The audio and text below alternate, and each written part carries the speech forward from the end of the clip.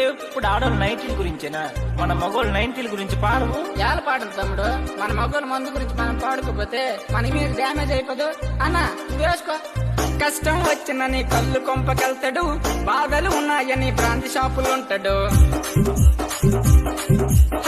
కష్టం వచ్చినని కళ్ళు కొంపకెళ్తాడు, బాధలు ఉన్నాయని బ్రాంతి షాపులు ఉంటాడు.